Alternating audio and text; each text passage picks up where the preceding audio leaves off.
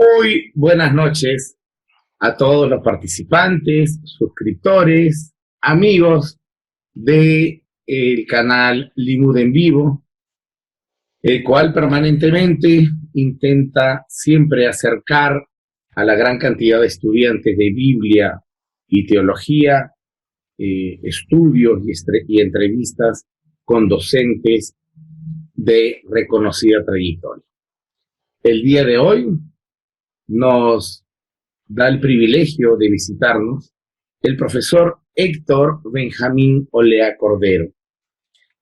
Él es un distinguido exégeta, es un reconocido profesor de lenguas bíblicas, pero adicionalmente también es el presidente del Instituto Dominicano de Ciencias Bíblicas y es traductor de la Biblia, de sus idiomas originales al texto en español. Tendría mucho más que decir de él, pero honestamente él mismo me ha pedido que sea una presentación breve. ¿Cómo está, profesor? Buenas noches. Sí, buenas noches, mi querido colega, profesor y amigo César Silva. Así que siempre es un honor poder compartir contigo y obviamente tenemos una amistad que es inocultable y tanto en forma privada como de manera pública nos las hemos manifestado y para mí es un placer, un privilegio poder contar aquí con tu invitación y estar en este espacio que yo sé que tiene mucha audiencia y que es de alto nivel. Así que para mí es un grato placer poder estar contigo en esta ocasión. Muchas gracias, muchas gracias. Pues usted es traductor, tal como yo también lo soy, y creo que el tema es prácticamente ineludible.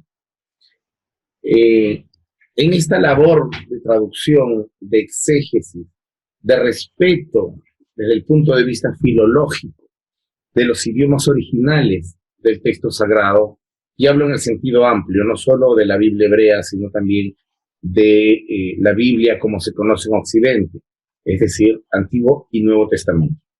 Okay. Como traductor, profesor Héctor, ¿qué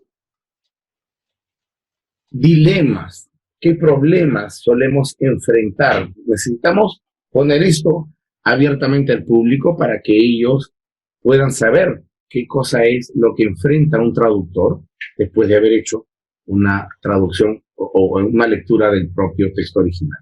¿Podría nombrarnos o mencionarnos cuál ha sido su experiencia, conceptualmente cuál es el problema, y luego su experiencia ante qué eventos difíciles de resolver se encontraron? Sí, creo que uno de los principales problemas es, en primer lugar, claro está, tratar de compartir con acierto el texto, el sentido del texto, el mensaje del texto en su idioma original. Es un desafío porque obviamente ya tenemos un gran abismo en términos temporales, también en términos ideológicos y también con relación a lo que la gente piensa hoy que eran los personajes bíblicos y algunos conceptos que hoy, por ejemplo, cuando uno los comunica de acuerdo a lo que el texto dice, no caen bien. Esto es un desafío en que el traductor tiene el desafío de ser fiel al texto, pero por otro lado corre el riesgo de que en la medida en que se ajusta a la fidelidad del texto, no encaja bien en el tiempo de hoy. La gente tiene idea de que por lo general, por ejemplo, en la habla hispana, en el mundo de habla hispana, se entiende que Reina Valera es casi la palabra de Dios en términos directos. Cuando uno trata de puntualizar que en el texto de Reina Valera hay, por ejemplo, textos agregados, la sospecha no es que estamos mejorando la calidad de la transmisión de los textos bíblicos, más bien que lo estamos traicionando. Entonces la gente presenta y dice, por ejemplo, que es que le estamos quitando versículos bíblicos, que estamos tergiversando la palabra de Dios, porque toman como referencia la Reina Valera y pierden de vista que Reina Valera es una versión como cualquier otra y que la verdadera Biblia, obviamente, como tú bien dijiste, el concepto de Biblia que tenemos hoy es un concepto muy cercano a nosotros, muy reciente, y de hecho también como un constructo cristiano. sea, hablar hoy de Biblia, Antiguo y Nuevo Testamento, es un constructo cristiano. Mientras que el concepto propiamente de Biblia, en términos de lo que es la Biblia originales, hablamos de una Biblia hebrea por un lado, que no supone que tiene una continuación inmediata y una terminación feliz en el Nuevo Testamento. Y que en ese punto de vista, cuando tú planteas, por ejemplo, que hay textos del Antiguo Testamento que no favorecen algunas posturas teológicas del Nuevo, entonces tú estás bajo sospecha. Entonces, uno procura como traductor reflejar el principio de que el texto está por encima de la teología que tengamos hoy. ¿Okay? Nosotros como traductores bíblicos procuramos ser fieles al texto, aunque produzcamos una traducción que, digamos, políticamente no sea correcta, no sea aceptable o no sea válida. Entonces, profesor, para ir paso a paso, porque está usted dando un caudal de información muy grande, que seguramente para usted y para mí, pues las podemos entender y para muchos otros especialistas que nos escuchan. Pero la gran cantidad de personas que nos oyen no son traductores y por tal motivo creo que habría que hacer algunas puntualizaciones. Bien, entonces tendríamos, según lo que usted nos dice y lo cual yo comparto plenamente, tenemos problemas en primer lugar de que en la transmisión de estos últimos 2 milenios en el Nuevo Testamento y 2 milenios y medio, es decir, 2500 años, para el Antiguo Testamento, Biblia hebrea.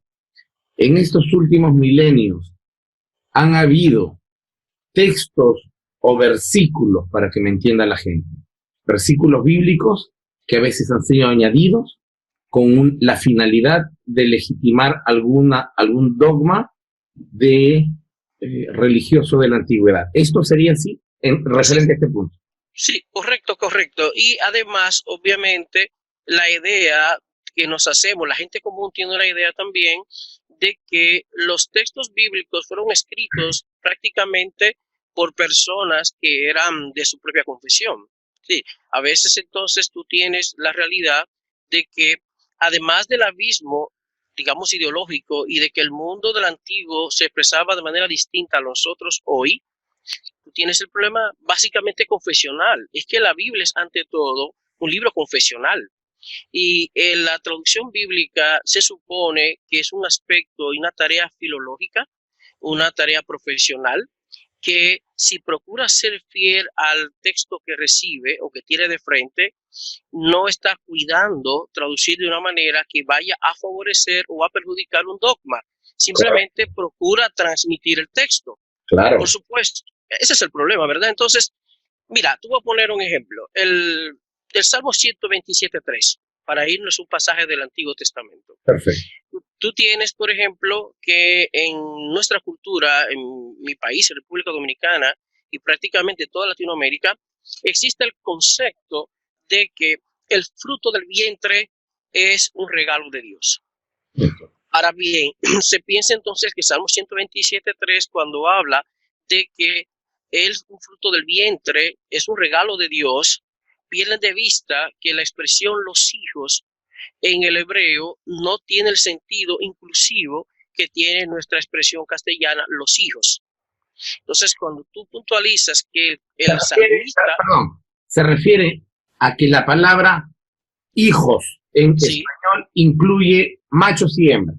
Exactamente, correcto. Sin embargo, en algunos, no, ¿verdad? A eso se está refiriendo. Exacto, perfecto, sí. Ahí, por ejemplo, en algunos contextos es inclusivo, en algunos contextos no. Pero como tú muy bien sabes, en los textos bíblicos antiguos, incluso el Nuevo Testamento, existe la expresión hijos e hijas para señalar en un contexto donde había machos o había hembras. Claro, yo entiendo que aquí, en algunos contextos latinoamericanos, el uso de la palabra hembra resulta ofensivo y prefieren hablar de chica y prefieren hablar también de mujeres, por ejemplo. Sin embargo, el salmista... En el lenguaje bíblico se habla de macho y hembra. Claro, por lo menos la traducción, bueno, Reina Valera tiene precisamente macho y hembra. Pero, ¿qué pasa entonces? Cuando tú tratas de decir, mira, el salmista no está diciendo eso, entonces, ¿qué pasa cuando ya se han predicado muchos sermones, muchas lecciones en términos eclesiales que le han dado un valor a la mujer, entendiéndola como que está incluida en el fruto del vientre. Y el salmista, por el contexto que está hablando, está hablando específicamente de hijos varones. Por otro lado, cuando tú tienes pasajes en el Nuevo Testamento que no parecen... Para cerrar la idea, entonces, lo que usted nos está comentando, para redondear la idea, es que cuando la Biblia dice que bendito es el fruto del vientre, se está refiriendo a los hijos varones, no las hijas. Exactamente, exacto. Claro. Tú sabes bien que en el texto hebreo la palabra ben es específicamente para hijos varones. Sí. Y la Septuaginta tiene la palabra huios, que es una palabra específicamente también para varones. Y tanto en el texto hebreo como en el texto griego apunta ahí a una idea distinta a la que hemos pensado. Entonces, ¿qué va a hacer el traductor cuando se ve de frente a esta situación? Bueno, hay que entender también que la traducción bíblica, la reproducción de la Biblia, no es una tarea inocente. O sea, no es una tarea neutral. Hay una casa editorial que se propone hacer una edición de la Biblia determinada e invierte millones de dólares, por ejemplo. Entonces, por ejemplo, cuando yo participé en la nueva traducción viviente, yo hice aportes. Pero ¿qué resulta? Lo mismo también pasó con Moisés Chávez cuando trabajó para la llamada Reina Valera actualizada. Si tú lees obras de Moisés Chávez, él hace unos planteamientos respecto de algunos tópicos, respecto de algunos textos bíblicos que difieren de cómo finalmente esos textos fueron traducidos en la Biblia Reina Valera actualizada, hecha por Editorial Mundo Hispano. Entonces, y a mí me han hecho lo mismo. Ahora, la gente pregunta, profesor, si usted trabaja en esa versión y opina sobre este pasaje, digamos, este punto de vista, ¿por qué en la nueva traducción viviente no se ve así? Bueno, hay que entender también que aunque tú y yo, por ejemplo, César, hagamos comentarios particulares, legítimos y avalados por un buen análisis filológico, hay que decir que si decidimos participar en un proyecto de traducción bíblica, lo hacemos como parte de un comité editorial y el comité editorial tiene la última palabra. De hecho, hay un presidente del comité editorial que es la máxima autoridad de ese comité y que tiene, digamos así, los lineamientos y las políticas establecidas por la casa editorial para qué se debe aprobar y qué no se debe aprobar. Por eso, aunque yo haga comentarios sobre un texto bíblico, en muchos casos puede diferir de la nueva traducción viviente. ¿Por qué? Porque sencillamente yo no estoy atado a una casa editorial que está atada también a un sistema confesional. Religiosa, claro. Hay una cosa, sí, profesor, que yo también suelo comentarlo con los estudiantes de Limud y también lo suelto por ahí a veces en alguna conferencia. Y es el hecho que tenemos que entender definitivamente que la Biblia que ha llegado al idioma español, sea en cualquiera de sus versiones, son Biblias que responden generalmente a una línea religiosa particular. Entonces tenemos Biblias Reina Valera para los evangélicos, Biblia de Jerusalén para los católicos, Nuevo Mundo para los testigos de Jehová, etcétera. Y es importante también que los hermanos sepan, que los estudiantes sepan, que estas Biblias son financiadas por una editorial, como usted bien señaló hace un instante. Y finalmente, lo que quiere la editorial es vender su Biblia. Sí. ¿No es cierto? No, claro, sí, claro, tiene que vender su... Sí. Y además yo he dicho algo... Intenta sugerir un cambio, pone en peligro, como ya ha pasado con algunas otras, como la de Moisés Katznelson, por ejemplo, que cuando sueltan la primera línea de impresión, a veces tiene rechazo de la gente, porque la gente está acostumbrada a leer su sagrada Biblia que salió de boca de Dios, que es, por ejemplo, la Reina Valera. Y si difiere en algún versículo, dice, no, esta Biblia está mal hecha.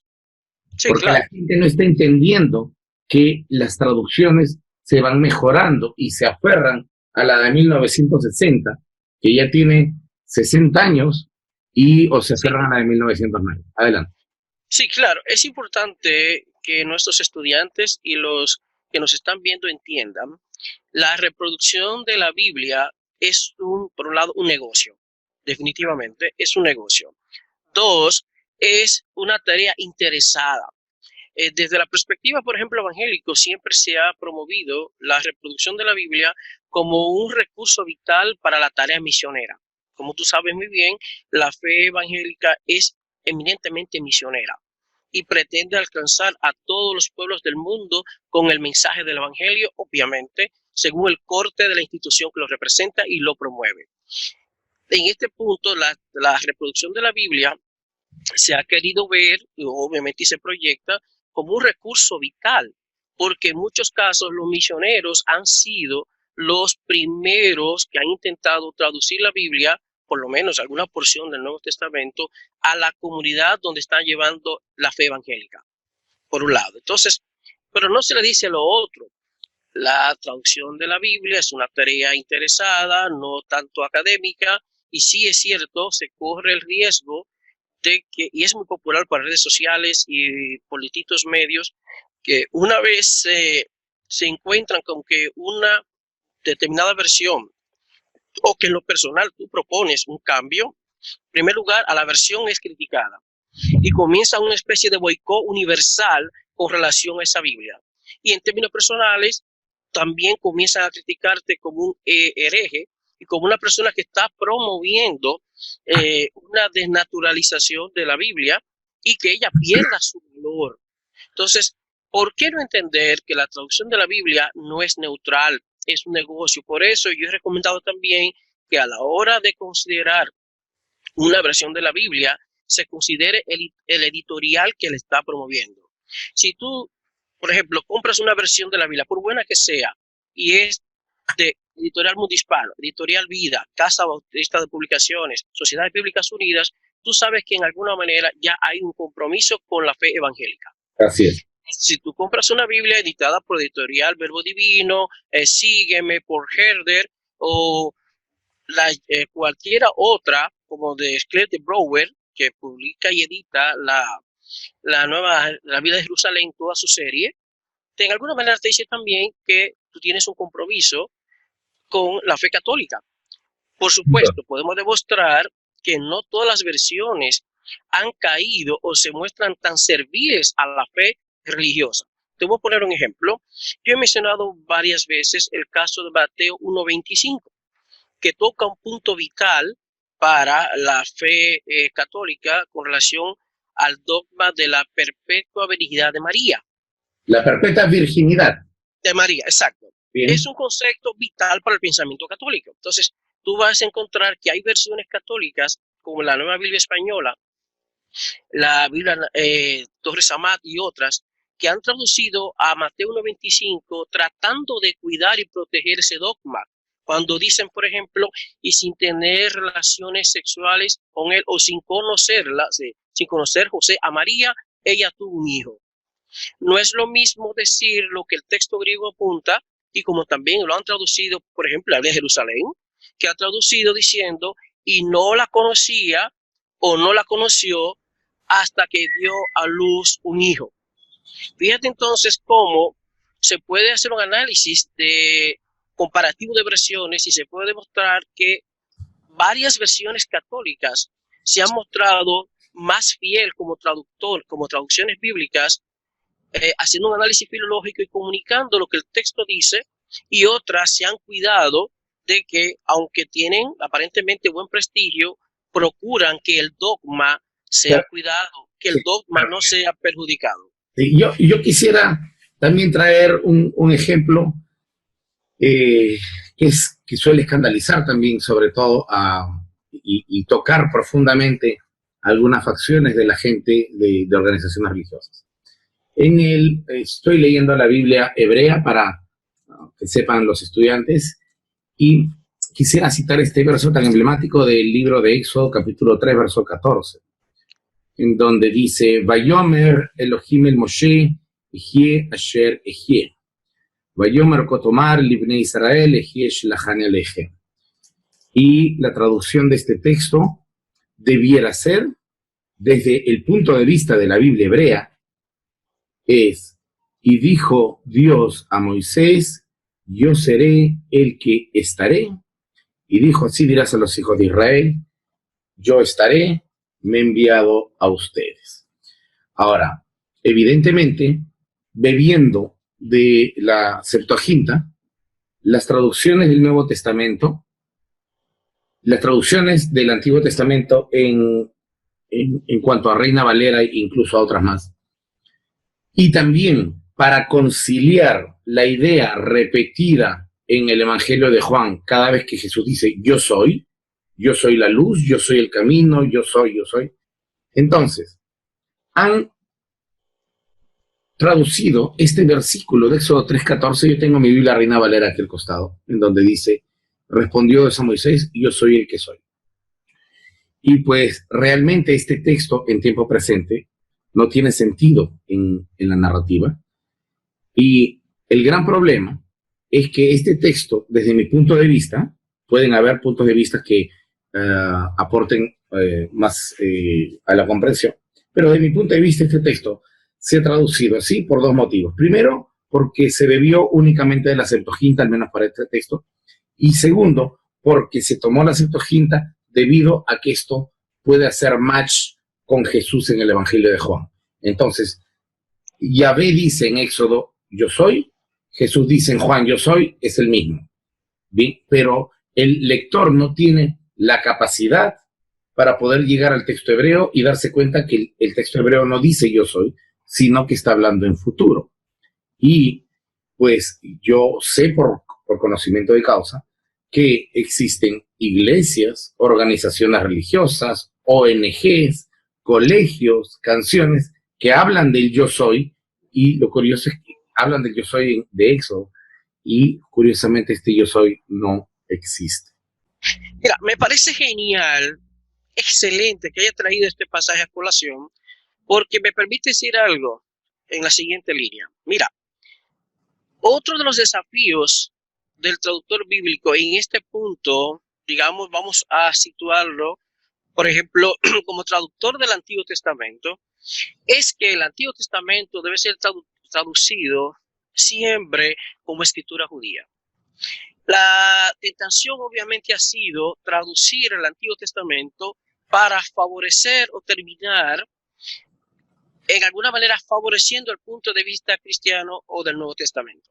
Entonces, un desafío para el comentarista bíblico, para un exégeta y un traductor del Antiguo Testamento, es traducir el texto conforme al texto hebreo, perjudique o no a un concepto del Nuevo Testamento basado en ese texto. Entonces, ¿cuál ha sido para mí un procedimiento inaceptable, manipulador, por cierto?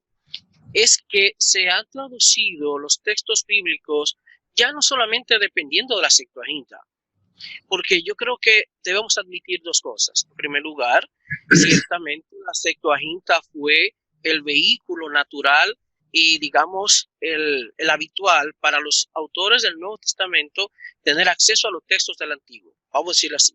Fue la Septuaginta. Entonces, una vez que nosotros nos enteramos de que eso es así, no tenemos problemas en comprender por qué en algunos casos lo que dice el autor del Nuevo Testamento no coincide con lo que dice el texto del Antiguo Testamento en su versión hebrea. Gracias. Entonces no hay problema con eso. Ahora bien, el otro procedimiento es traducir entonces y explicar, como pasa con Isaías 7:14 y lo que dice Mateo 1:23, se puede resolver para mí fácil, de explicar que el autor del Evangelio de Mateo dependió de un texto griego que sí habla de virgen, pero la traducción del texto hebreo no debe ser virgen para no hacer quedar mal a Mateo. Entonces nosotros, cuidando el punto de vista del autor del Nuevo Testamento, generalmente las traducciones bíblicas, casi todas, en una gran mayoría, han traducido los textos del Antiguo Testamento con tal de que el autor del Nuevo Testamento, que se considera inspirado, infalible, no se vea como carente de sentido en un momento determinado, despistado, o muy perdido. Entonces, y eso ha pasado en muchísimas ocasiones. Entonces, cuando vemos a Éxodo 3:14, lo correcto fuera que se tradujera según el texto hebreo, como tú bien planteas en tiempo futuro. Y aunque en un análisis comparativo demostremos que la Septuaginta usó precisamente el tiempo presente, incluyendo un participio cuando dice ego emi hoon, debiéramos admitir que a la hora de traducir eso 3:14 se traduzca según el texto hebreo y no según la Septuaginta. Pero como tú dices, mira, yo conozco afiches que hablan del gran yo soy, canciones que hablan por doquier de que yo soy el gran yo soy, yo le sirvo al gran yo soy. Pero, por favor, tú tienes que entender que eso se basa en un texto distinto a lo que dice realmente el texto hebreo. Pero, obviamente, si la Reina Valera, que se considera palabra de Dios, tiene el gran yo soy, entonces, ¿cuál es lo que pasa aquí? Se supone entonces que una variación textual que no vaya a favorecer a Reina Valera es la que está bajo sospecha, pero Reina Valera no. Así, el problema, creo, profesor, y quiero decirlo directo para la gente, es que la gente a veces, en su obtusa y cerrada forma de pensar, prefieren el error y mantenerse en el error que entender, como cualquier otra persona, que en algún momento esa parte fue mal traducida y pues ahora hay que solucionar el problema. Sí, el problema, mi querido, de una manera enorme a eso. El problema, mi querido colega, es, y vamos a comprender algo, que yo que conozco bien cómo se manejan las iglesias, por ejemplo, y además del mundo académico, cómo sé que se enseña a la gente en las congregaciones, a ellos no le explican, por ejemplo, que hay un proceso histórico largo por el cual la Biblia nos llegó a donde ha llegado, sino que incluso todavía hay comunidades evangélicas que insisten no en la Reina Valera del 60, la Reina Valera 1909. El problema es que hay una serie de postulados teológicos, posturas doctrinales y praxis eclesiales. Les hacen creer que estas versiones son infalibles. Exactamente. Mira, una vez me dijo yo estaba dando una clase y hablé precisamente de una versión distinta. Mencioné la versión popular, por ejemplo, y una persona me dijo, mire, profesor, yo entiendo y respeto lo que usted dice y sé que usted tiene capacidad para decir lo que está diciendo, pero cuando yo leo, por ejemplo, la versión popular, siento que estoy leyendo el periódico. Oye, ella estaba leyendo cualquier otra cosa, pero cuando lee una versión como Reina Valera, siente esa, digamos, confirmación mística de que está leyendo la palabra de Dios. Pero cuando tú me traes a mí un texto distinto a lo que dice Reina Valera, estoy leyendo como un periódico, una revista cualquiera secular que no me aporta nada a mi vida espiritual. Oye, eso es terrible. Entonces, en las iglesias no ayudan. Además, y tenemos que decirlo, en las congregaciones, en las comunidades de fe, el estudio diligente y el estudio profesional y el acercamiento académico a las escrituras se considera no espiritual, porque también se basa en un texto mal interpretado de que la letra mata. Entonces, esto lo he escuchado frecuentemente que mis alumnos lo comentan, ¿no? Que dicen que no estudien porque la letra mata. Y también te va a insistir lo siguiente, cuando tú procuras explicar el texto bíblico como traductor, como exégeta, te van a decir entonces que la Biblia no es solamente para saberla, hay que vivirla. Entonces, tú estás planteando o quieres plantear lo que el texto realmente dice y él te devuelve con un asunto ético. No, el problema no es que tú conozcas tanto la Biblia, es que tú vivas la Biblia. Otra vez, un postulado muy fundamentalista. Entonces, un consejo. Mi consejo es para las personas que se inician en el conocimiento de los idiomas bíblicos y al acercamiento exegético, es que procuren en primer lugar comprender que los 39 libros primeros de la Biblia son escritos propiamente judíos y que no se escribieron desde una perspectiva cristiana ni para favorecer la perspectiva cristiana. Entonces, yo creo que hay que luchar para evitar que en la traducción bíblica y en la forma en que se comenta la Biblia se pretenda forzar una cristianización ilegítima de los escritos del Antiguo Testamento. Por supuesto, no perdemos de vista que los grandes comentarios bíblicos que producen las grandes editoriales se hacen desde la perspectiva de que, mientras que nosotros, por ejemplo, consideramos que tienen una existencia independiente el Antiguo Testamento y el Nuevo, los comentaristas bíblicos por lo general escriben en compromiso con lo que se llama el contexto canónico. Es decir, tú no puedes interpretarme a la Biblia hebrea separado del Nuevo Testamento porque estás rompiendo el contexto canónico.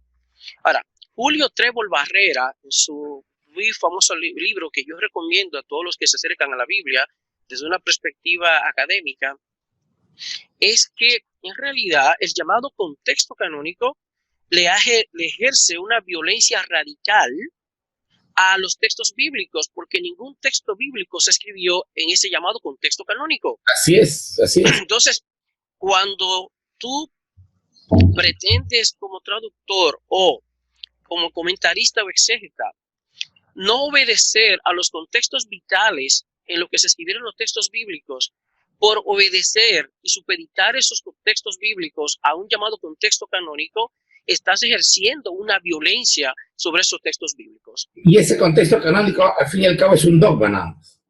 Por supuesto que es un dogma, y ahí, por lo menos, es un dogma que, fíjate, Antonio Piñero presenta algo muy interesante hablando de ese proceso dogmático, y es que, por un lado, la Biblia, por ejemplo, la iglesia o las comunidades de fe te elevan la Biblia a un determinado nivel de reconocimiento o le da un estatus determinado, pero la misma iglesia, para luego la misma comunidad de fe derivar su poder o derivar la fortaleza de sus convicciones y su dogma de ese mismo libro. Así es. Es lo que Pedro Piñero habla entonces de un círculo perfecto, es una especie de pensamiento circular.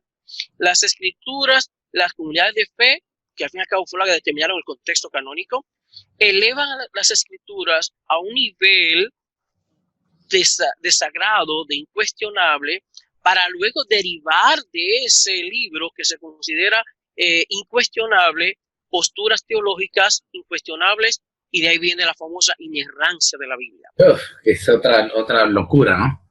Bueno, el problema viene que una vez, aquí viene estamos hablando de una especie de silogismo, tú estableces primero que tu fuente de pensamiento, la Biblia, por ejemplo, es infalible, es inerrante. La lógica consecuencia es que los pensamientos teológicos que se consideran supeditados o que emanan de una supuesta buena traducción y de una buena interpretación de esos textos también sea incuestionable y también sea infalible. Y así mantienen adormecida a su congregación.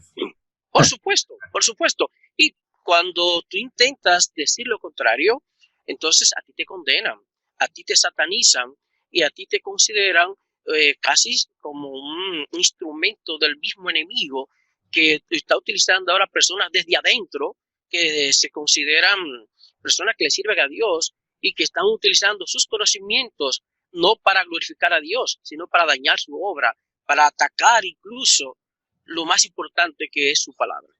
Es terrible.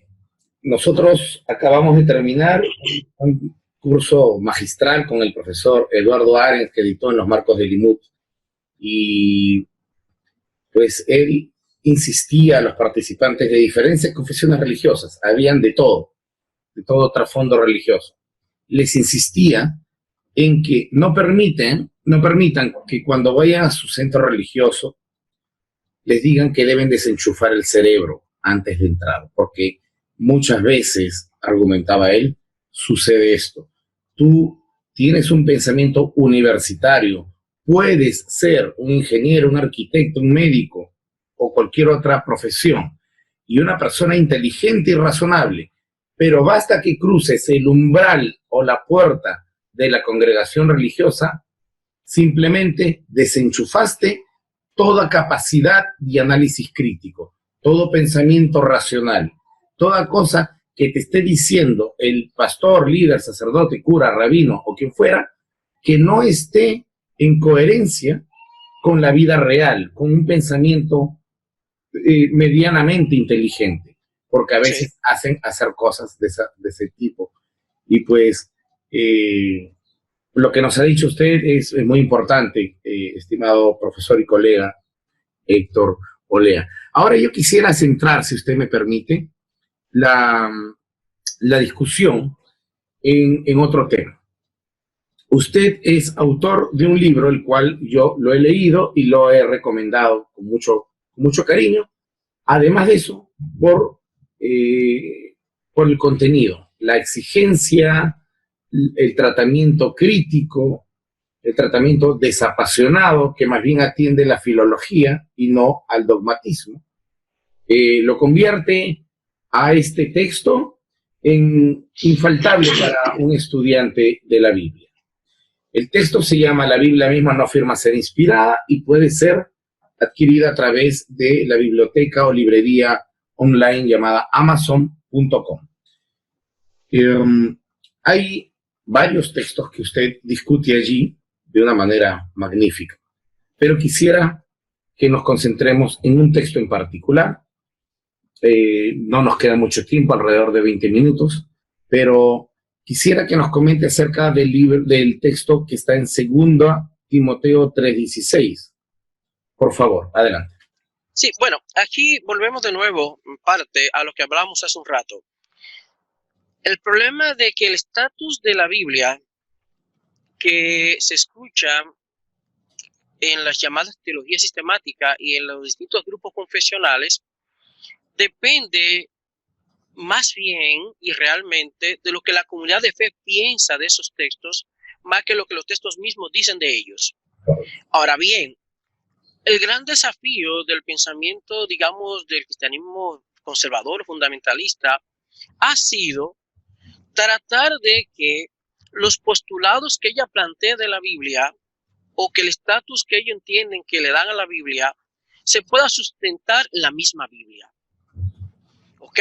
Por ejemplo, si entendemos que la Biblia es inspirada y que el valor de las escrituras depende de que ellas sean consideradas inspiradas, entonces el objetivo a seguir, el objetivo 1A debe ser tratar de demostrar que las mismas escrituras dicen que ellas son inspiradas, para no caer en la posible tentación de que sea una afirmación eclesial, de que sea una afirmación de la comunidad de fe que dice que ellas son inspiradas. Entonces, si logramos demostrar que las mismas escrituras dicen ellas que son inspiradas, entonces el problema está resuelto.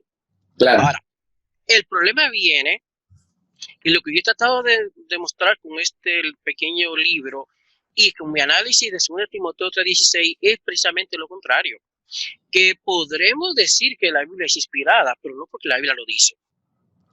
Y que el texto muy famoso, muy usado en obras de teología sistemáticas y confesionales para decir que la Biblia es inspirada, ha sido manipulado, ha sido mal traducido y para mí a propósito, adrede y con intereses no inocentes para tratar de seguir validando un principio que la misma Biblia no lo dice. De hecho, y antes de pasar al análisis que quiero hacer del texto griego, es importante que se entienda que la afirmación de que toda la Biblia es inspirada es una afirmación, o de que toda la Biblia es consecuentemente la palabra de Dios, es obra de la tradición. O sea, la Biblia no dice explícitamente eso. No, la Biblia no dice en ninguna parte que la Biblia es inspirada ella misma, ¿ok? Y como dijimos ya, recuerden que los textos bíblicos surgieron de manera independiente y que luego es que hemos tenido una Biblia junta en conjunto. Entonces, ahora bien, como ha habido una gran discusión sobre este tema, por eso yo quiero que invitar a que la gente, bueno, pues vayamos a ver qué es lo que realmente el texto griego dice, porque si queremos ser objetivos y no defender una verdad con mentiras, pues vamos a tratar de ver qué es lo que dice el texto griego y admitirlo. Entonces, básicamente tenemos dos textos que son los que mencionan la palabra inspirado. Una es 2 Timoteo 3:16, que habla más bien de la inspiración del texto, de la escritura, y segunda de Pedro 1:21, que habla de que los santos hombres de Dios hablaron siendo inspirados por el Espíritu Santo.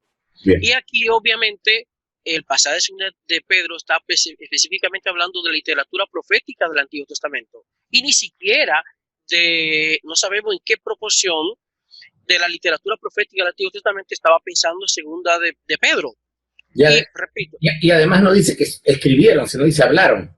Sí, no, y que, bueno, pero digamos que sea que hablaron, entendiendo que ya finalmente su texto, algunos fueron originalmente oráculos orales y finalmente pasaron en su forma escrita. Digamos que la comunicación, la idea de comunicar, ya sea oral o escrita, ellos entienden que fue un fruto de inspiración divina. Ahora bien, para concentrarnos en 2 Timoteo, lo que pasa en 2 de Pedro es que utiliza un participio del verbo fero, que es guiar, mover. Es decir, literalmente, aunque vemos la palabra inspirados, podemos traducir textualmente y de manera correcta que fueron movidos, que fueron guiados por el Espíritu Santo. Y eso, si ya no tenemos en una concordancia ahí la palabra inspiración, si tú buscas, nos quedamos con 2 de Timoteo nada más. ¿Ok? Ahora, yo quiero presentar una lámina aquí para explicar brevemente qué es lo que pasa exegéticamente con el texto de 2 de Timoteo 3:16. Bien, adelante.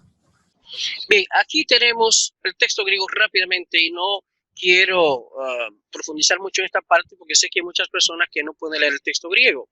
Pero aquí tenemos pasa, grafé, theo, neustos, kai, ofélimos, que es donde está la matriz del problema. En esta expresión pasa, grafé, theo, neustos, kai, ofélimos. Es ahí donde está el principal problema. En la segunda parte del versículo no hay problemas en su traducción y las complicaciones están en esta primera parte. Y lo menciona a continuación. Pasa, grafé, theo, neustos, kai, ofélimos. Ahora bien. Esa sería la lectura. Ahora, ¿cuál sería la traducción? Vamos ahora. La versión popular y que ha sido dominante hasta ahora es toda la escritura es inspirada. Observen, toda la escritura en términos general e inclusivo es inspirada por Dios y útil. Dejémoslo hasta ahí. Esta es la traducción que todo el mundo conoce y la que ha servido como base para el dogma de que la Biblia en su totalidad es inspirada e incluso se van un poquito más lejos. De manera dogmática hay los que hablan de una inspiración verbal, es decir, que las palabras mismas fueron inspiradas, y esto desde el punto de vista del exégesis y la traducción hay problemas. ¿Por qué? Entonces significaría que si un determinado texto fue inspirado por Dios en un determinado idioma, ¿qué pasa entonces según una inspiración verbal cuando ese mensaje pasa a otro idioma? Obviamente entonces que se cae el dogma de la inspiración. Porque, sí, claro. Por supuesto, porque a menos que entendamos que es el mensaje inspirado y no las palabras mismas, vamos a llamarle los significantes, propiamente hablando, entonces se cae la doctrina de la inspiración en ese sentido. Ahora bien, una versión católica que tomó distancia de la traducción de la Reina Valera es la Nueva Biblia Española en el 75, y vemos que dice todo escrito inspirado por Dios. Observen, todo escrito inspirado por Dios es distinto a la afirmación de la Reina Valera, toda la escritura es inspirada por Dios. Es obvio ya que aquí tenemos una variación, y no exactamente con relación a la palabra escrito, porque la palabra grafé puede apuntar a escritura o escrito y no hay problema semántico con eso. Sin embargo, no es lo mismo decir todo escrito inspirado por Dios sirve a que toda la escritura es inspirada por Dios.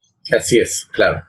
Perfecto. Ahora bien, una versión católica que tomó distancia de la traducción de Reina Valera, una traducción protestante, digamos, evangélica, es la Biblia textual del año 2001, que dice, toda escritura es inspirada por Dios, y aquí le quitó el artículo la.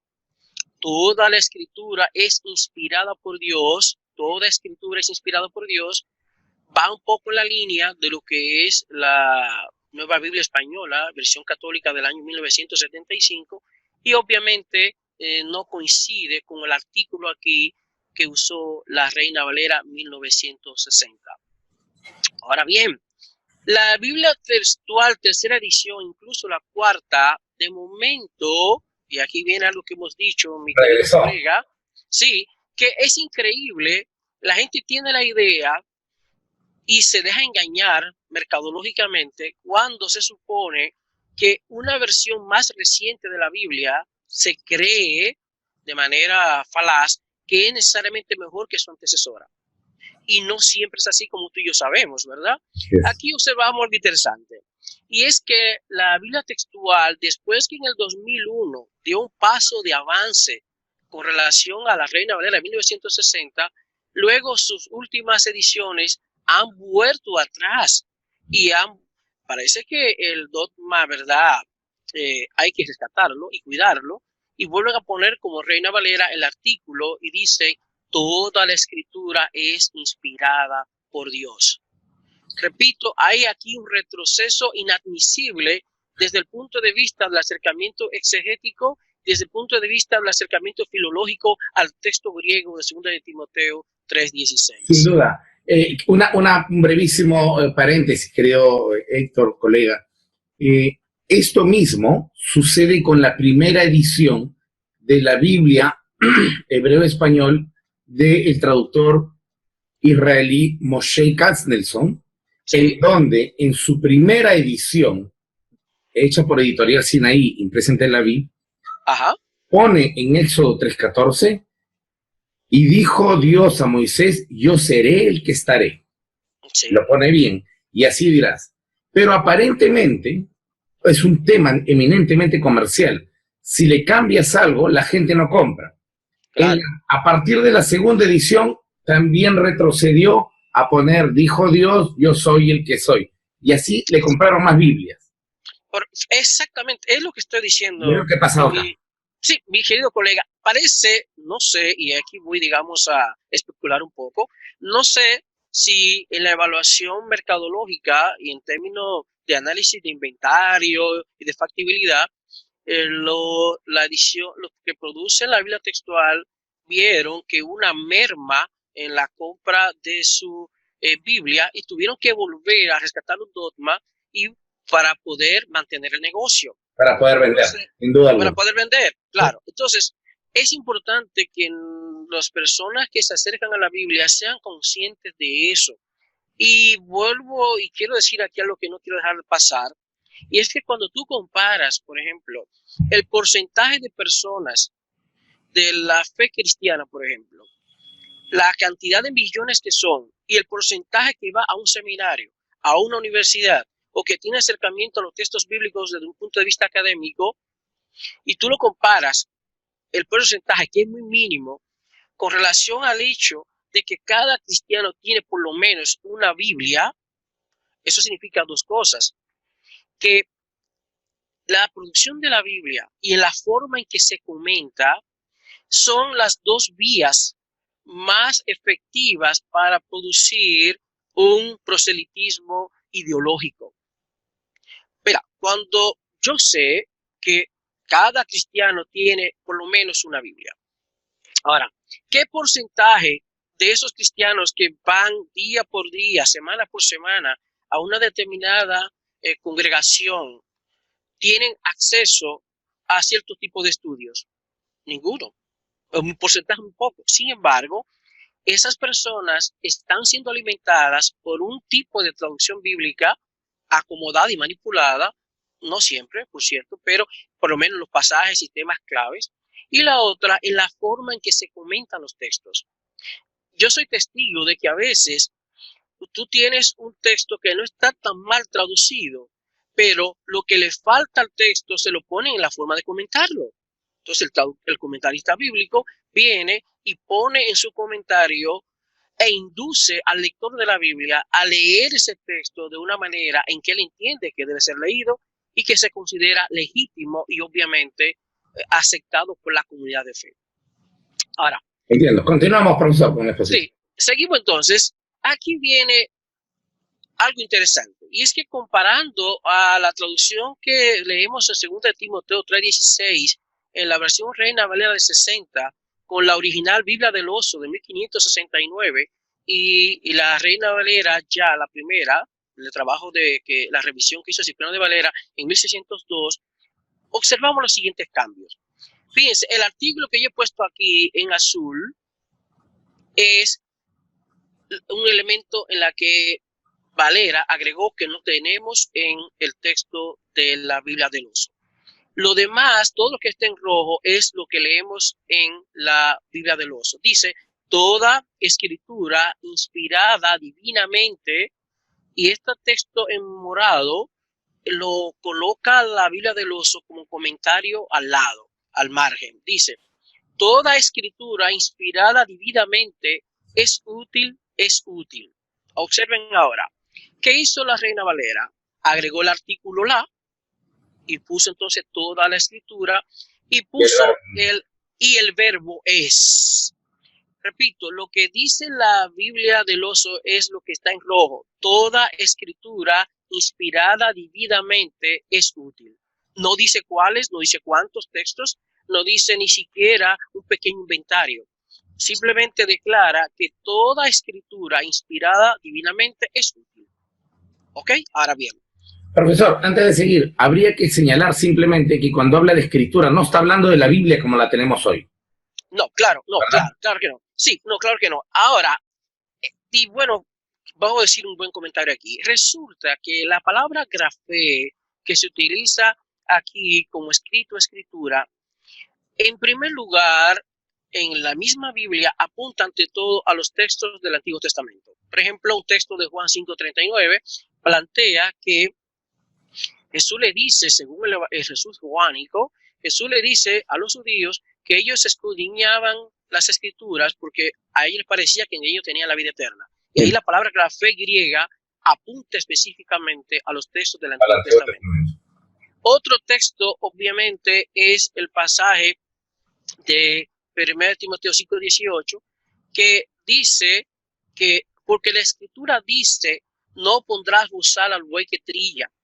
Y ese texto nos refiere en primer lugar a Deuteronomio 25:4, que es el que establece de que no pondrás bozal al buey que trilla, aunque por supuesto también la primera de Corintios 9:9 tiene la afirmación que dice, cuando Pablo afirma que Moisés, la ley de Moisés está escrito, no pondrás bozal al buey que trilla.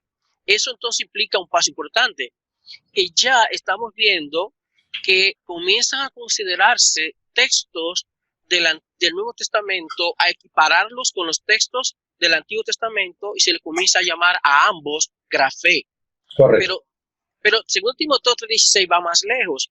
2 Timoteo 3:15 y 16 plantea de cómo la segunda venida de Cristo era considerada, o algunas promesas divinas, como tardanza. Entonces el autor de 2 de Pedro, que por cierto no fue Pedro, es el discípulo de Jesús,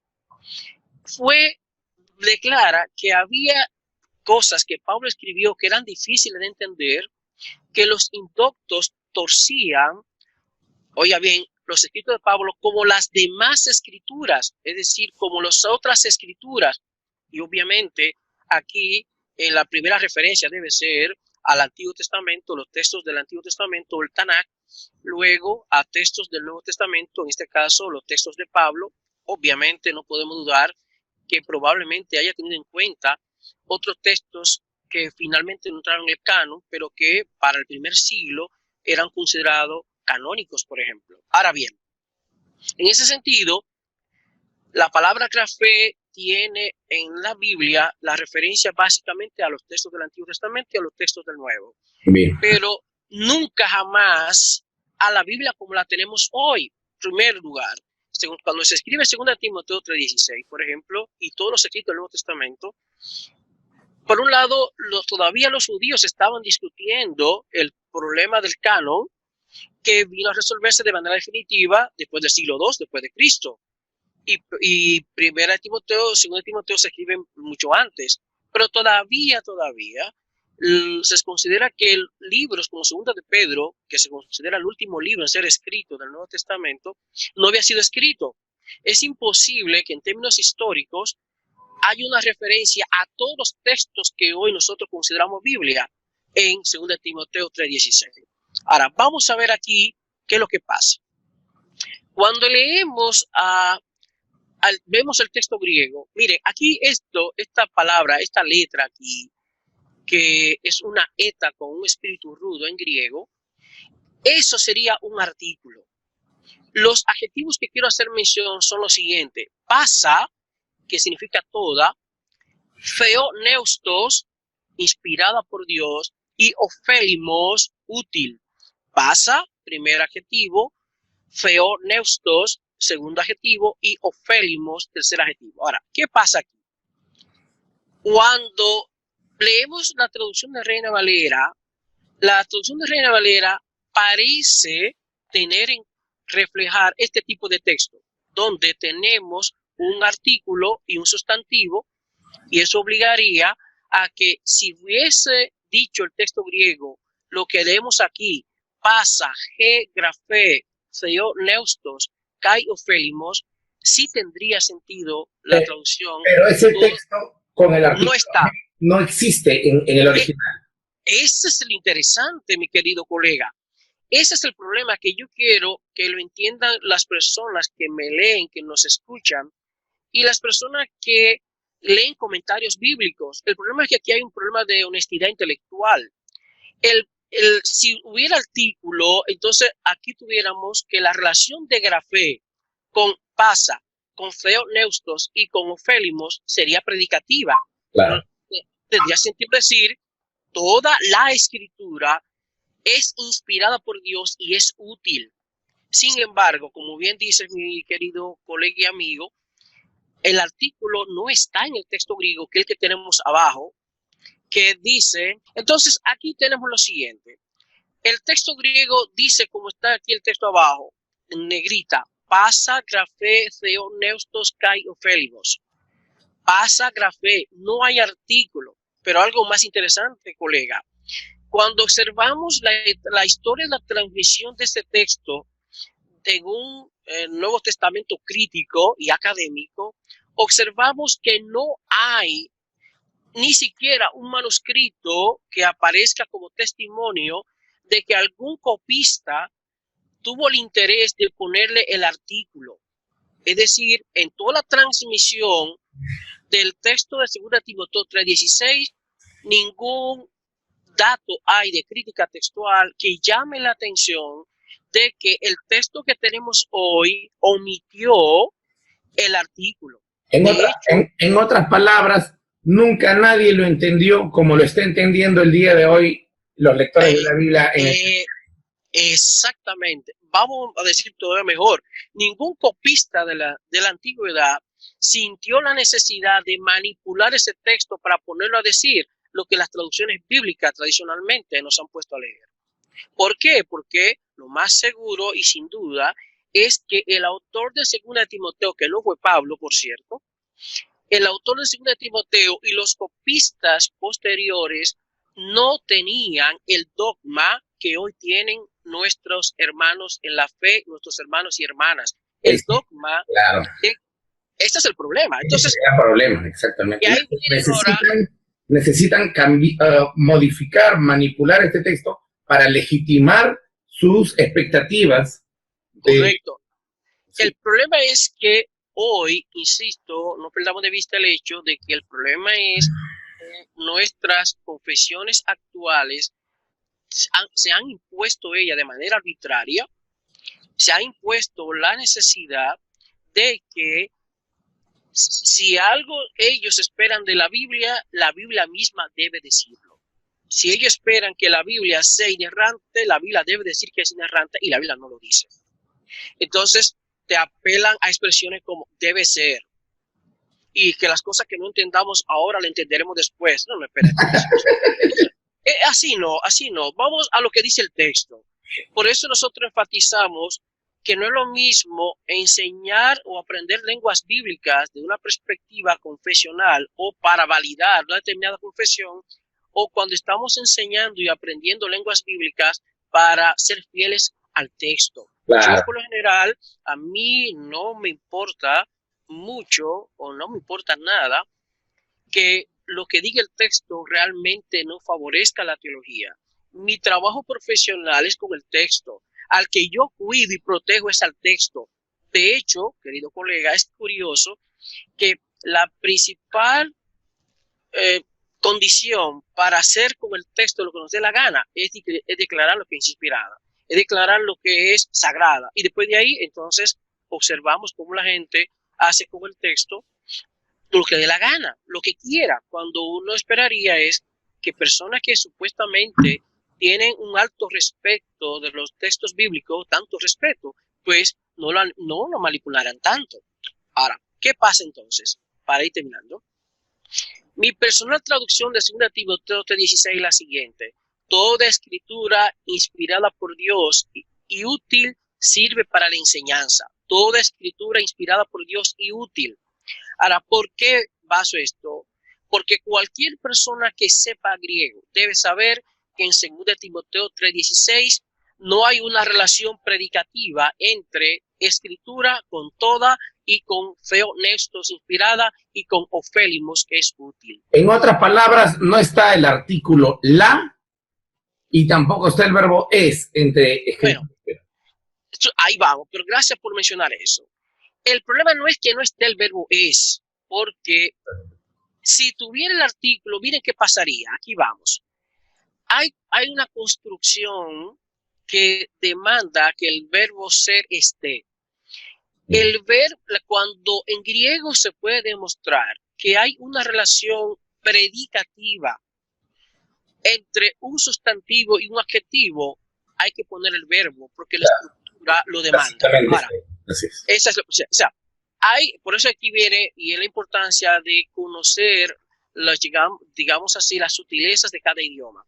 En el griego, cuando yo he escuchado gente dice, no, porque no está el verbo. No, espérate, ¿cómo no es que no está el verbo? Lo que no hay es una estructura sintáctica que obligue a entender que el verbo está presente.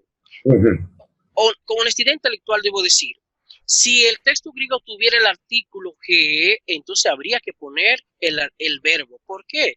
Porque cualquiera persona que sepa gramática griega debe saber que cuando hay un adjetivo en posición predicativa, se da por sentado la presencia del verbo copulativo es. Ahora bien, ¿qué es mejor, la traducción de la Biblia del Oso y la Biblia de Cipriano de Valera de 1602 que la Reina Valera de 60? No. Para mí es más coherente la traducción de la Reina Valera, aunque obviamente equivocada, que la Biblia del Oso. Miren por qué. Porque aunque la Biblia del Oso no puso toda la escritura es inspirada, pero sí puso todo escrito inspirado es útil, lo que quiero decir es lo siguiente, que por las mismas razones que no se puede poner el artículo ni el verbo en es inspirada, es por la misma razón que tampoco se puede poner el verbo es en útil. ¿Por qué? Porque, repito, toda sería un adjetivo en griego pasa, theopneustos, inspirada, es un adjetivo, y ofélimos es un adjetivo, y el único nombre y sin artículo es grafé. Por lo tanto, si grafé hubiera tenido el artículo, la relación de estos tres adjetivos con la palabra grafé hubiera sido predicativa. Por lo tanto, habría que traducir, repito, si hubiera tenido el artículo, hubiera que traducir toda la escritura es inspirada por Dios y es útil. Ahora, uno dirá, profesor, pero aquí hay un problema. Y no se supone que todo escrito por ser inspirado es útil. Bueno, vamos a decir dos cosas. Desde el punto de vista gramatical, es obvio que el texto no lo plantea en esos términos. Es decir, cuando presenta que la relación de ofélimos con escritura es atributiva, dice entonces toda escritura inspirada por Dios y útil sirve. Por otro lado, desde el punto de vista del llamado canon dentro del canon, es necesario poner de relieve que las distintas confesiones de fe, llámese católica, llámese protestante, que son las que usan la Biblia en los términos que utilizamos hoy, insisten en que, por ejemplo, del lado católico son 73 libros los que conforman el canon. Del punto de vista evangélico y protestante son 66 libros. Ahora bien, en la práctica, tanto la confesión católica como la confesión protestante y evangélica aplican lo que se llama el canon dentro del canon. Es decir, declaran a un número X determinado como textos inspirados, pero en la práctica consideran que algunos textos que están en las escrituras no son muy útiles hoy. De hecho, se evita leerlo, se evita comentarlo. Y a la hora también, además porque hay textos también que desafían a las confesiones actuales. Y hay textos entonces que en los comentarios bíblicos evitan comentarlo y explicarlo. Por ejemplo, hay los comentarios bíblicos que son versículo por versículo. Y cuando un determinado texto desafía la confesión del comentarista, él salta ese versículo y no lo comenta. ¿Por qué? Sí, lo hacen así para no tener que confrontar un texto que desde una perspectiva crítica y exegética dice algo que hoy es cuestionable. Por ejemplo, es común los mensajes y reflexiones sobre el nacimiento de Samuel como un hijo pedido por Dios, un hijo dado por Dios y pedido a Dios. Ahora, los que te aseguro es que por lo general cuando se predica o se reflexiona hoy sobre el nacimiento de Samuel, se saca el cuerpo a la realidad de que Dios interviene en un contexto de un hogar polígamo. Y como hoy estamos radicalmente contrario desde la perspectiva confesional a la poligamia, no se espera que haya un texto bíblico en la que Dios intervenga para favorecer a una mujer que era perjudicada en ese contexto de hogar polígamo y que el texto bíblico no contenga ninguna censura, ninguna crítica a ese contexto de hogar polígamo. De hecho, se entendería que una buena interpretación del texto sería que si Dios interviene en el contexto de un hogar polígamo y se va del lado y se identifica con la mujer que estaba siendo, digamos, vituperada en ese contexto, viene a legitimar el sistema. Viene a legitimar ese tipo de familia que hoy entendemos no recomendable y que obviamente la sociedad de hoy lo ha superado. Pero, insisto, lo que yo quiero plantear es cómo a la hora de asumir como nuestros los textos bíblicos, tenemos el gran desafío de comprender que no siempre los textos bíblicos abordaron las problemáticas como nosotros lo abordamos y que los autores de los textos bíblicos, los llamados comúnmente hagiógrafos, no tenían los dogmas ni las presuposiciones teológicas que hoy los que reproducen la Biblia, los que lo traducen y los que la comentan tienen. Y ahí viene entonces la necesidad de manipular textos, de comentar textos de manera manipulada para que su confesión no salga perjudicada y que obviamente el negocio de la versión de la Biblia no salga perjudicado.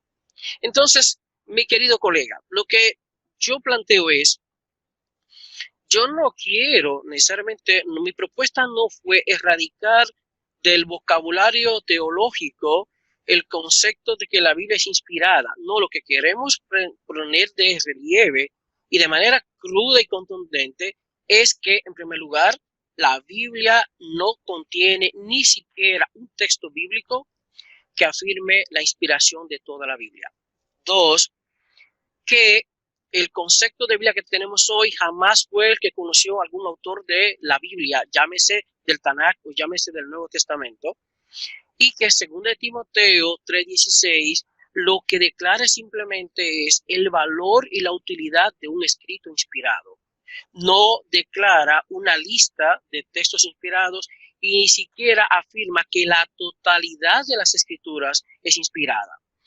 Entonces, ¿podemos decir que la Biblia es inspirada? Bueno, confesionalmente se puede decir siempre y cuando que se entienda que es una afirmación de la tradición de la iglesia y no de la misma Biblia. Por lo tanto, cualquier valor que se le quiera dar a la Biblia con base a que ella afirma que ella misma es inspirada está bajo sospecha. Yo repito, y desde la perspectiva del llamado estudio social del canon, es importante entender también que al margen de la afirmación de que es inspirado o no, nuestros lectores y nuestros oyentes deben ser conscientes, y nuestros televidentes, que el tema de los libros que fueron validados por un grupo y por otro no, tiene una connotación social. Se notó tanto en el Antiguo Testamento como en el Nuevo Testamento. Entonces, es importante entender que hoy mismo, cuando uno observa cómo personas de distintas confesiones razonan sobre un tema y no se ponen de acuerdo, pareciera que los dos están leyendo Biblias distintas. Uno te tira en cara una lista de versículos y el otro te tira otro. Pero parece entonces, ve acá, ¿y qué hace, por ejemplo, el pentecostal con los versículos que le echa en cara el adventista? Pero ¿qué hace el adventista con los versículos que le echa en cara el pentecostal? No se ponen de acuerdo. Entonces, yo digo y sigo insistiendo, el problema no está en la Biblia. Y es uno de los temas que trato en mi libro también. Es importante que los que se acercan a la Biblia entiendan que si bien se dice dogmáticamente que la Biblia, los textos bíblicos son el alma de la teología, por lo general no le dice la otra realidad. Y difícilmente un libro de hermenéutica o que trate de principio de interpretación bíblica lo declare, que en realidad los textos bíblicos son leídos desde una teología particular. Es decir, no es tanto que la Biblia es el alma de la teología, es que es más bien que la Biblia es leída con los lentes de una determinada confesión. Por eso, y a mí me da risa, en realidad, cuando veo que un adventista, por ejemplo, y un pentecostal dice, vámonos a la Biblia. Vamos a la Biblia. Pero, ¿y cómo? Si el ser adventista no es simplemente una manera de celebrar cultos, es una manera de leer la Biblia. Ser pentecostal es solamente una manera de servir a Dios, es también una manera de leer la Biblia. Entonces, pero el problema es que en sus iglesias respectivas al adventista no le dicen que él se acerque a la Biblia como adventista. A él le enseñan que su acercamiento a la Biblia es la forma correcta de leer las escrituras. Pero al pentecostal le dicen lo mismo. A él le enseñan a que crea que la lectura pentecostal de la Biblia es la interpretación correcta de las escrituras. Claro, entonces, y al final a cada grupo le enseñan que cada lectura es la lectura legítima. Exacto, por eso yo he presentado un artículo que creo que está en este libro también, la Biblia como semillero teológico. ¿Cuál es el problema, mi querido César? El problema es que lo que debiéramos decir y ser honestos aquí es, yo he dicho, cuando se trate de plantear si algo es bíblico o no, la pregunta es según quién. Entonces, por ejemplo, ¿qué es bíblico para un adventista? Bueno, según la teología adventista, algo, por ejemplo, guardar el sábado para un cristiano adventista es correcto. ¿Según quién? La teología adventista. Según la teología protestante que no sigue a los adventistas, el domingo es el día del Señor. Porque según la teología evangélica, porque de hecho no hay un texto bíblico que establezca en el Nuevo Testamento que el domingo es el día del Señor. Entonces es un asunto de confesión. Ahora, ¿qué pasa, mi querido César? Que si los grupos confesionales fueran más humildes y no pretendieran tener el monopolio de la verdad, eso abre una brecha a que la gente diga, pero ven acá, si lo que yo consigo en la iglesia adventista lo puedo conseguir en la pentecostal, pues no estoy obligado a estar en la iglesia adventista. Puedo estar en una pentecostal.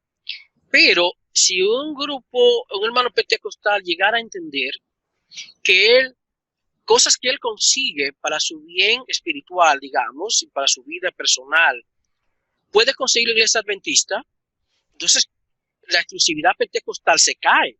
Y otra vez, ahí ningún grupo está dispuesto a perder su exclusividad, porque la única manera de atarte mentalmente a que tú te sientas fiel a ellos y que fuera de ese grupo pierde la fe, pierde tu identidad, pierde incluso el tiempo que estás invirtiendo en asistir a una congregación, es enseñando que cada grupo tiene la interpretación correcta de las escrituras, tiene la sintonía verdadera con Dios y los demás se acercan de una manera cuestionable o, digamos, interesada y que no tiene sentido. Es realmente lamentable esto que la Biblia sea objeto de, el objeto que se utilice como validación de intereses particulares de determinadas regiones, porciones o facciones de determinadas corrientes religiosas. Pues solamente quería decir esto para terminar. A los participantes y a las personas que tan gentilmente nos han seguido en esta magistral exposición del profesor Héctor Benjamín. La Biblia realmente no afirma ser inspirada y tampoco afirma que no se equivoca. Los conceptos de inerrancia o los conceptos de inspiración son conceptos realmente modernos, pero más allá de eso, aquellos que han siquiera visto pasar la teología en el púlpito de sus congregaciones entenderán que un dogma o una doctrina teológica se hace cuando esta idea se repite a lo largo de todo el texto bíblico, no a partir de un solo versículo e incluso mal traducido. No tenemos tiempo para más, querido profesor. Quiero agradecerle infinitamente y enormemente su amabilidad, su gentileza, su entrega para todos los alumnos que nos siguen y pues también para este servidor que se declara públicamente amigo de usted y también un colega muy querido. ¿Algunas palabras finales, profesor? Bueno, no, en verdad, agradecer a ti, mi querido colega y amigo, que ciertamente es un placer. Para mí fue todo un grato placer poder participar y aportar algo en este tipo de discusiones y hacia una mejor comprensión de lo que es la manera en que nos acercamos a la Biblia. El problema es que si nosotros no decimos esto, difícilmente alguien lo haga, porque, como te digo, por un lado está la presión eclesial, también el encontrar la aprobación de los grupos y la gente prefiere ocultar la verdad por encontrar aceptación. Gracias a ti, ha sido un placer. Esperamos, ¿verdad?, que estos temas que hemos tratado puedan ser de edificación y de estímulo a las personas a seguir creciendo en su acercamiento a la Biblia de manera desinteresada, obviamente arriesgada y crítica. Muchas gracias a ti, un abrazo y un enorme placer de mi parte. Muy bien, muchas gracias y nos vemos pronto, querido profesor, en otra entrevista y nos vemos también con todos los participantes. Han sido muy amables.